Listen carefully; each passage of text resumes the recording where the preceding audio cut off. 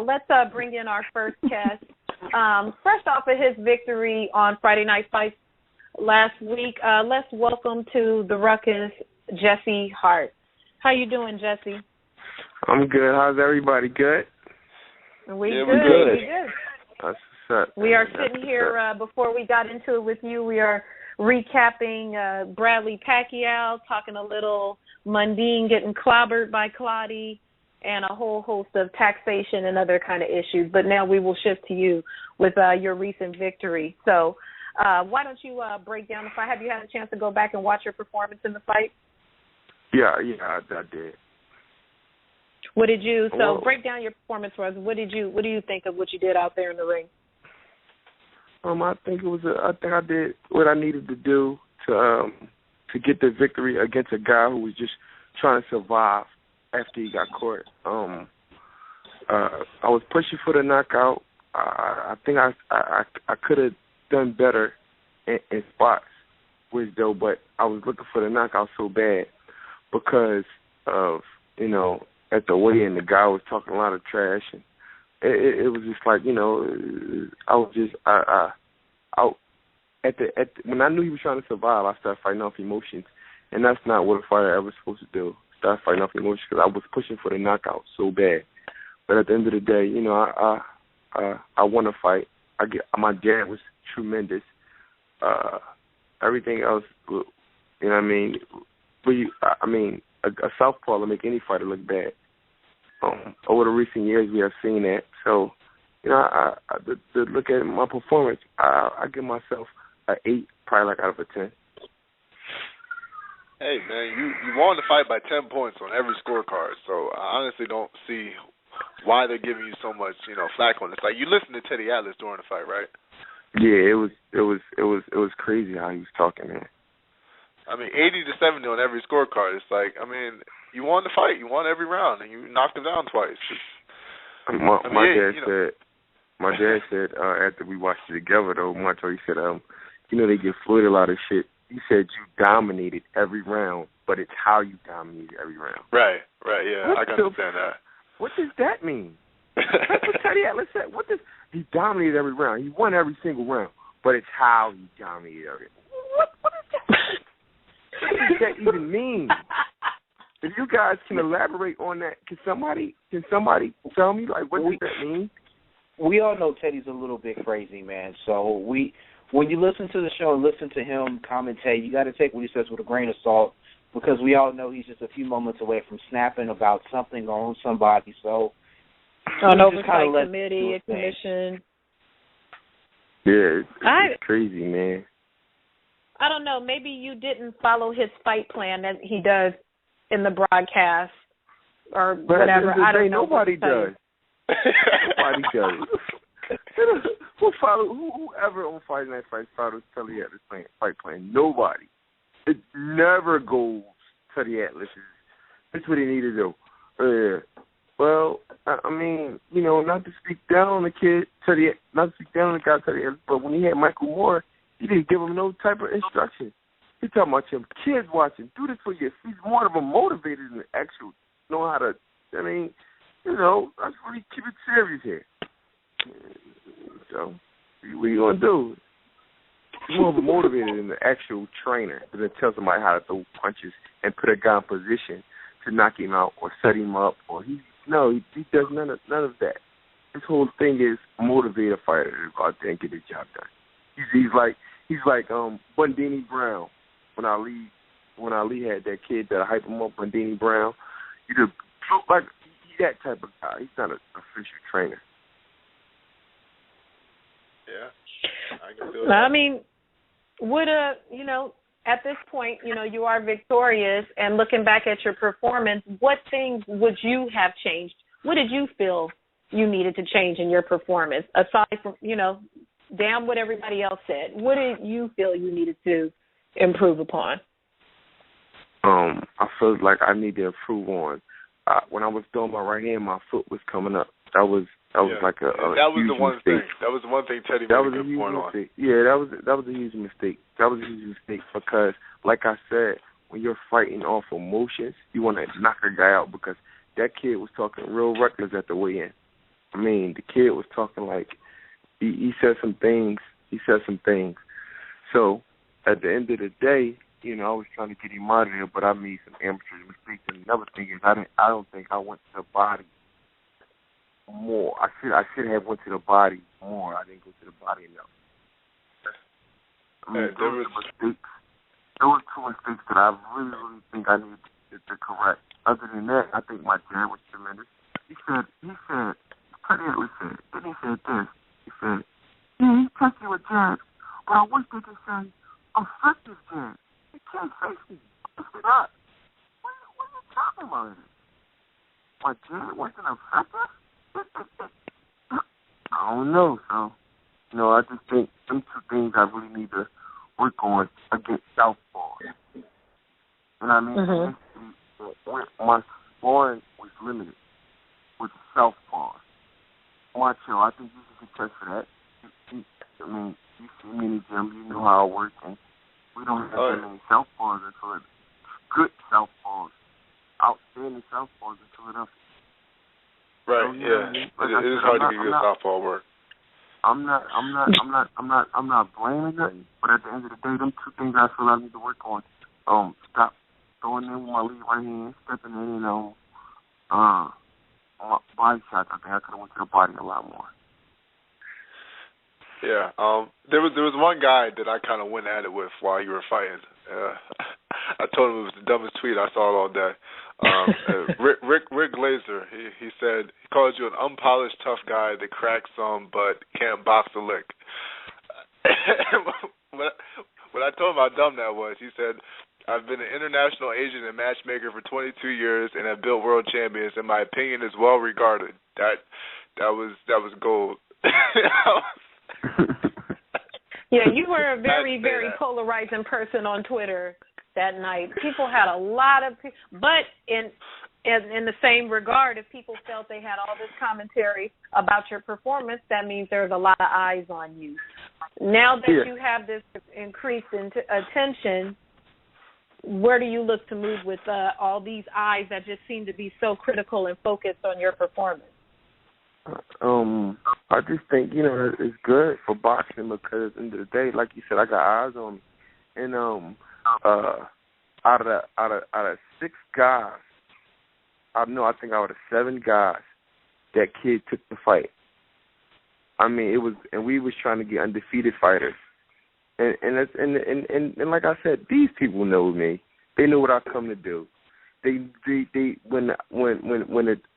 when a tough get going, when people thought, oh well, this is a step up for him. He's fighting a kid that's 10-2. He's fighting a kid that's 10-1, or this 10-3 with Tyrell Hendricks, with Derek Finley. These are guys I blew off the water and look immaculate doing it. Knocked out Tyrell Hendricks in 1 round. Beat the daylight out of Derek Finley all 6 rounds unanimous. And so it's like these guys know what I'm capable of doing. But because I had a southpaw one night, y'all gonna criticize? I mean, damn. I mean, did Zab Judah beat Floyd Mayweather for about 4 rounds because he was a southpaw? Mm-hmm. Any southpaw that make any good fighter look bad. People just got to check the history of it. I mean, on the Punisher know about a southpaw. And then, Paul Williams.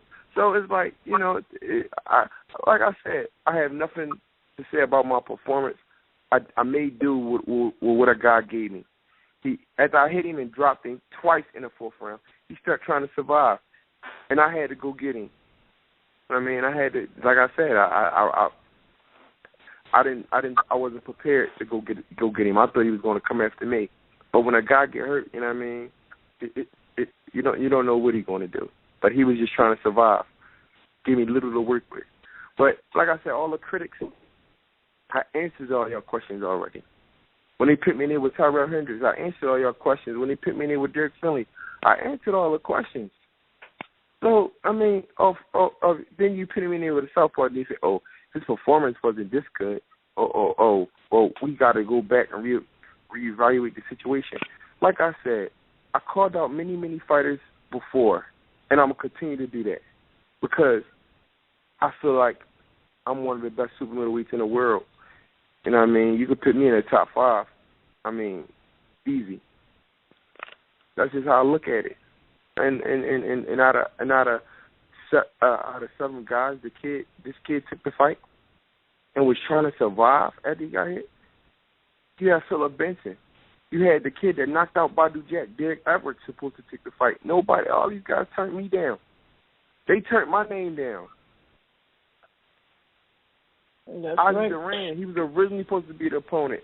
I mean, if you go back, I got the calls, the conference calls with Brad Gutman. He let me listen in on what they saying. Jesse, look, I'm about this Philip Benson kid out of New York, 20-something and 0. No, I'm sorry, 19-something and 0. 1 loss. He got the WBC in the country. I'm calling him now. I said, all right, go ahead, call him, make the call. No, we don't want to fight Jesse Hart. Call Derek Edwards up. Just knocked out Badu Jack. Immaculate win. No, we're not fighting that kid out of Philadelphia. No, we're not doing that. We deserve an easy fight. We just fought Badu Jack. We deserve an easy fight. That's exactly what came out of his managers, whoever they call mouth. So if I'm getting ducked and I'm doing all this, I mean, the proof is in the pudding, man. I'm a bad man when it comes to that boxing, and I work tremendous.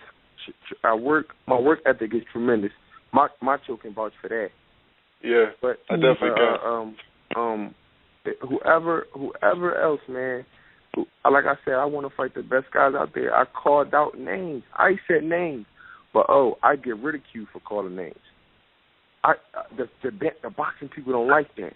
They want you to pat somebody behind and give them a pat on the back and hug them before you call them out, or do it in a different type of way. But I would never change. I would never change that. If I want to fight you, I'm going to continue to call out your name and call you out and make you fight me, make you stop hiding and ducking. I mean, it's just that simple. Have they talked to you about fighting for any belts yet? Like not like world titles. I'm talking like national belts, like USBA, NABF, stuff like that. Well, I just fought for the NABF. Oh, that was? Oh, I didn't know. Yeah, that was the NABF. That was the NABF super middleweight title. Oh, okay. So that'll get you rated by the WBC. Yes, I am in the top 15 of the WBC right now. Right on. All right. Yes, good. Like so. I mean, the USBA. I'm rated number 10 by the USBA. As of right now, we tried to get the fight with Badu Jack for me to fight for the belt. With the situation with Floyd and Barbara, and we can't get it together. So we called Julius Jackson, I think the kid name is, from the Virgin Islands. Tall kid, right-handed, tried to get him. No, they don't want to fight me. They're looking for somebody else. Who else we called? We called Daya Davis. Turned out he had a shoulder injury. Then we called him again. What Daya Davis is right now? We're not looking for something like that to come back on his first comeback fight off a shoulder injury. This game is like, it's deep. Like, I'm glad, like I said, I had 5 different opponents for that last fight. 5 different guys. I wouldn't lie there. Take the fight, and then when it comes down to contract, no, we're not fighting. Like, it was crazy. I prepared 3 different weights. They gave me 3 different weights. All right, 169 plus 1, that's 170 max. All right, no, Jesse, he got pulled out. You got to go back down to 68 now. 167 plus 1. Then it was 170 plus 1, so that's 171. I was just like, yo, come on, man. This the game. Then they telling me this the game. You got to be prepared for anything. Man, this game fabricated. Like I said, I want to expose who the people think is the best. Showtime put me in a top 5 list with I think 4 other guys that I easily beat. David Gonzalez, he can't last. I mean, the kid runs out of gas. David or Brandon? Brandon, I'm sorry. Brandon Gonzalez. Who else is there? DeLeon Love. DeLeon Love? Come on, man. We don't know. We can't say how many fights he won or lost. Can we? His career is questionable in my eyes. I don't care what nobody says. Steroids, once you get caught with using anything, your career becomes questionable. It becomes questionable. Your whole career becomes questionable. I don't care. I don't care who you is. And Floyd Mayweather said that about Sugar Shane Mosley. Once you get caught using drug enhancements, your whole career becomes questionable. Is it allowed or is it not? And then who else they got? They had Badu Jack in there before he lost. But I've been saying I wanted to fight him. This me been saying this, Macho. I think, how long I've been saying this, Macho? I've been saying this for a long time about that kid. Yeah, for at least half a year you've been talking about Badu Jack. I've been saying that. I've been calling this kid out, time and time again. Matter of fact, I think as soon as you beat Derek Finley, when you got on the mic, you called him a C-class fighter. I called him out again. I called him out on Fight Hype. I called him out on these. It becomes unimaginable. And then who else they got on the list? In the top 5 on the Showtime super middleweight. Me, Badu Jack, Gillian Love, Brandon Gonzalez, and one more other name. Who I don't know. I don't know who it is, but it's.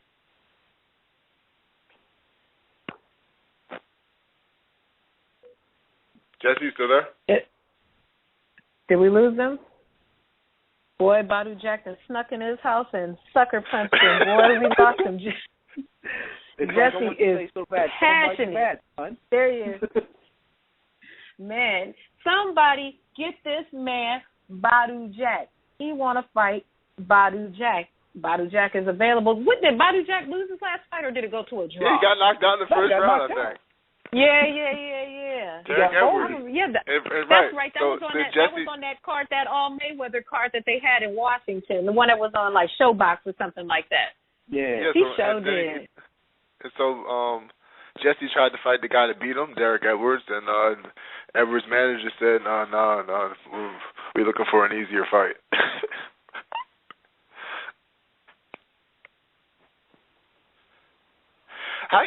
I don't understand. How you going to look for an easier fight when your last fight lasted 1 round?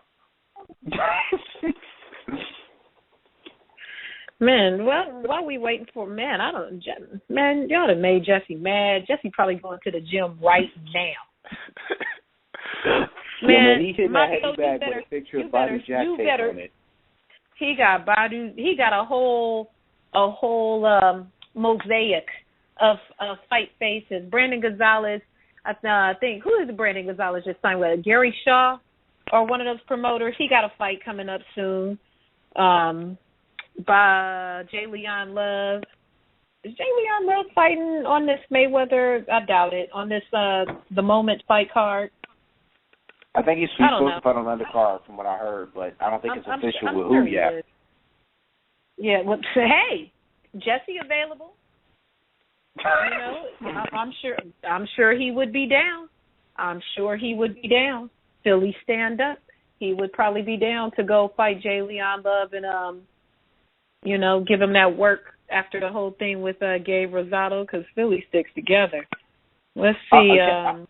I gotta say this right quick, because in my time in the sport and interviewing people, like Philadelphia fighters, y'all a whole different breed, man. Y'all kind of scare completely. Me. I'm not even they should.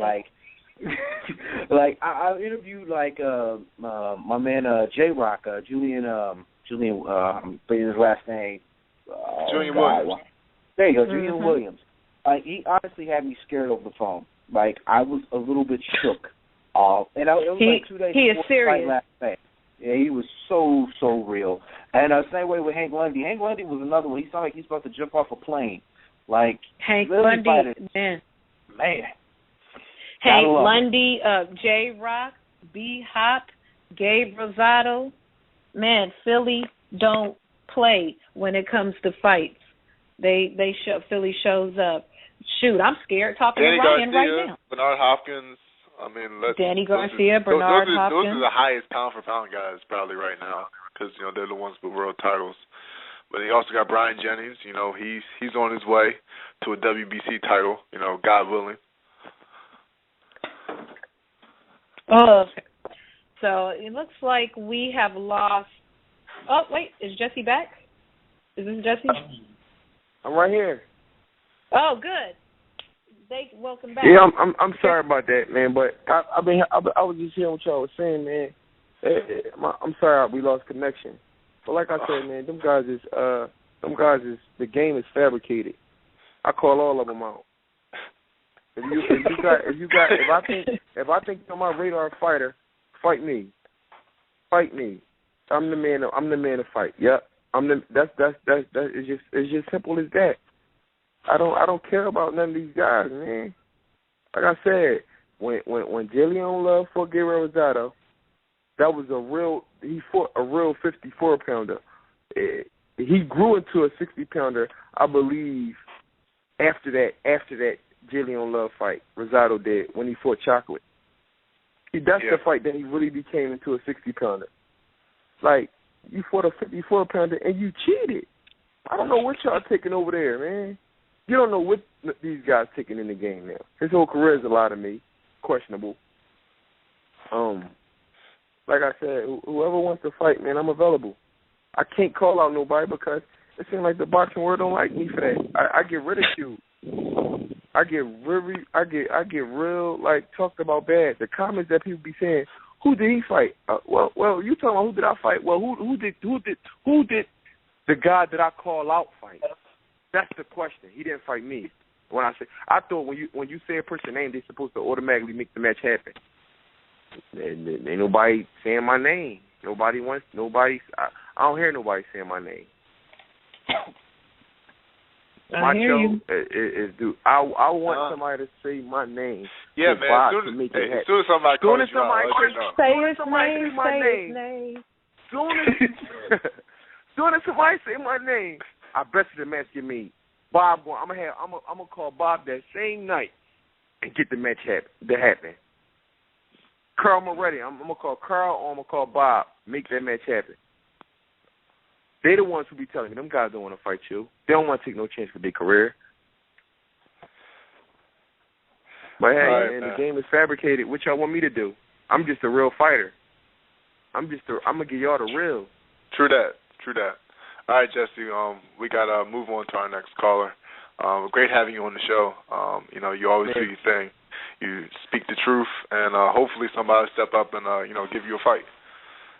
Thank y'all, man, for having me. And like I said, man, as y'all go into the next caller, think about the realness of the fighter, man. I give y'all the real. Whoever wants to fight, man, Bob Arum will make the match. And thank y'all for having me. It's been a pleasure. Peace. All right. Thanks, Jesse. So right Jesse's now, a real dude. He is solid. He is passionate, and he wants to fight Badu Jack. So, whoever's listening, if they want to put him, he's a Mayweather fighter. We have the moment coming up. If they want to pop Jesse in on the undercard, Jalen Love, somebody at super middle, hey, Jesse is looking. He calling names, and y'all not calling his name. So next time I'm a pick his ring walk music for him. He can walk out to Destiny's Child, say his name because nobody's saying his name. So somebody get an opponent for Jesse Hart because he's tired of calling people out.